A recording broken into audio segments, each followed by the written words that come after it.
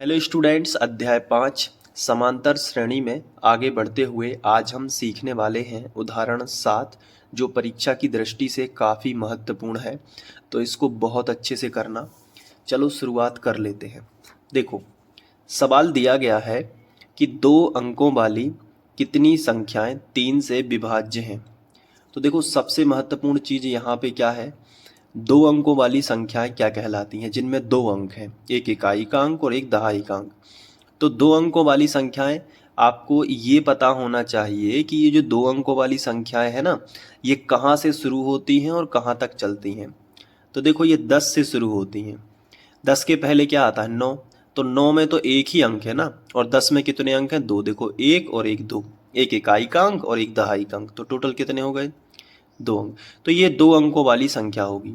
जैसे 10 के बाद क्या आता है, 11, ये भी 2 अंकों वाली संख्या है। फिर क्या आता है, 12, ये भी 2 अंकों वाली संख्या। फिर क्या आता है, 13, ये भी 2 अंक।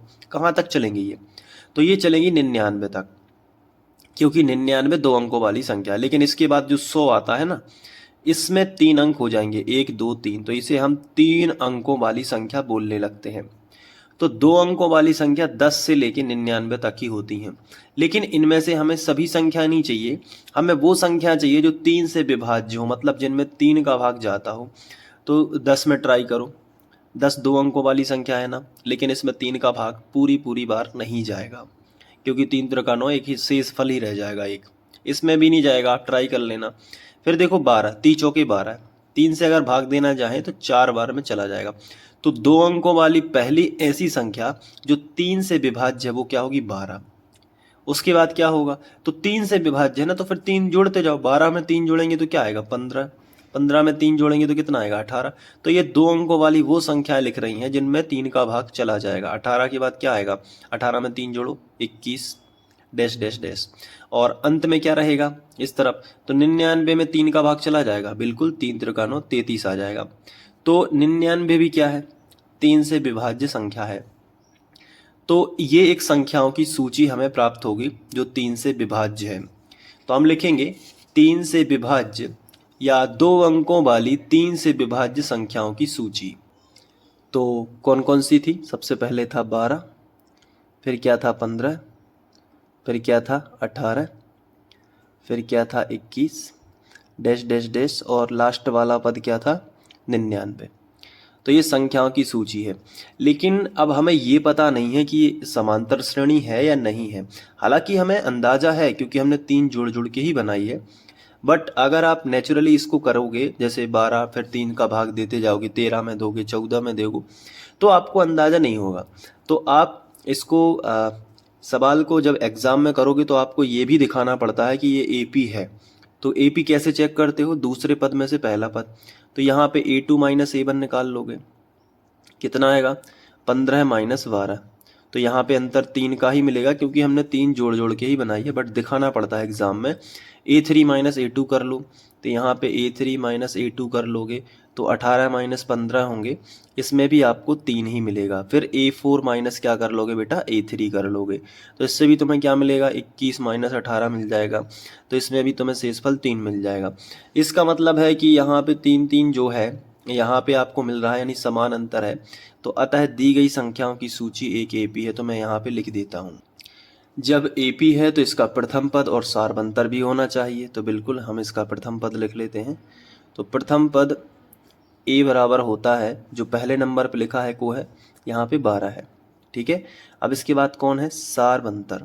तो बेटा सार्वंतर हम लिख लेते हैं, सार्वंतर को हम डी से दर्शा देते हैं। और डी कितना है, दूसरे नंबर के पद में से पहले नंबर का पद घटाएंगे तो 3 ही आएगा, तो हम यहाँ पे 3 लिख लेंगे। इसके बाद क्या करेंगे, इसके बाद बहुत ही सिंपल चीज करने वाले हैं हम। हमें यहाँ पे लिखा है कि 2 अंकों वाली कितनी संख्या 3 से विभाज्य है। तो हम मान लेते हैं यहाँ पे जो अंतिम पद है वो कितना है, 99 है। तो an, जब भी हमें आखिरी में कोई पद दिया रहता है तो हम उसे an ही मानते हैं, क्योंकि अंतिम पद को an बोल दो चाहे l बोल दो। तो हम ऐसा भी लिख सकते हैं कि चाहे वो l हो अंतिम पद, या फिर हम उसे an भी कहते हैं, वो 99 हमें दिया गया है। लेकिन हमें ये पता करना है कि कितनी संख्या, यानी हमें n का जो मान है वो ज्ञात करना है। तो an का फॉर्मूला लगा देते हैं, जो चीज़ दी रहती है उसी का फॉर्मूला लगाना है। अब आप कहोगे सर a और d भी तो हमें दिया गया है, तो इसका फॉर्मूला क्यों नहीं लगाया? भाई होता ही नहीं है a का फॉर्मूला ना d का फॉर्मूला, तो कहाँ से लगा दोगे? तो an का फॉर्मूला आपने पढ़ा है, क्या होता है? a plus n minus 1 into D, यही होता है बेटा an का फॉर्मूला। और बराबर में क्या लगा दोगे? 99। अब a और d के मान आपके पास हैं और ये 99 है, तो n का मान आप निकाल दोगे और पता कर लोगे कि 2 अंकों वाली कितनी संख्याएं हैं जो 3 से विभाज्य हैं। तो चलो a का मान कितना है?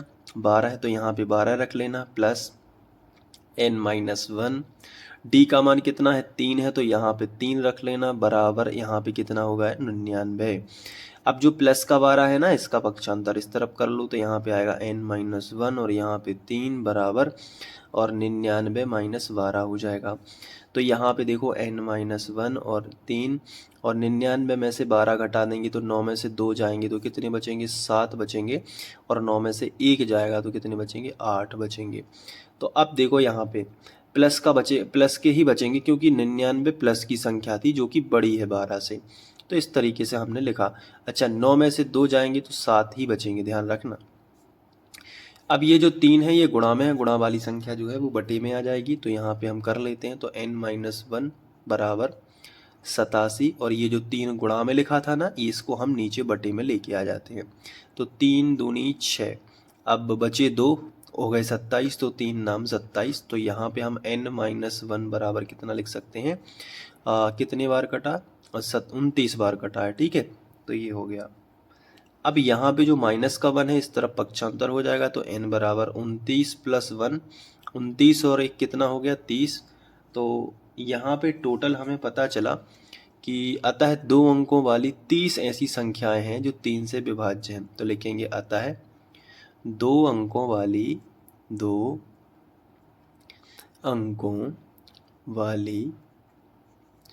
30 ऐसी संख्याएं हैं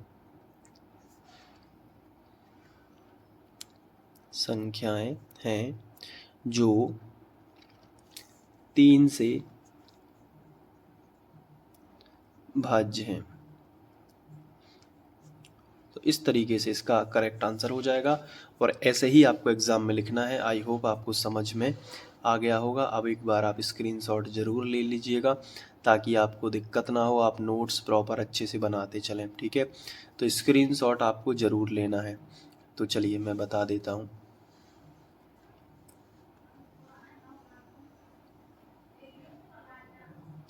या वीडियो को पॉज कर करके आप नोट कर सकते हैं, ठीक है। तो आई होप उदाहरण 7 आपको अच्छे से समझ में आ गया होगा। अब हम करेंगे उदाहरण 8। Thank you.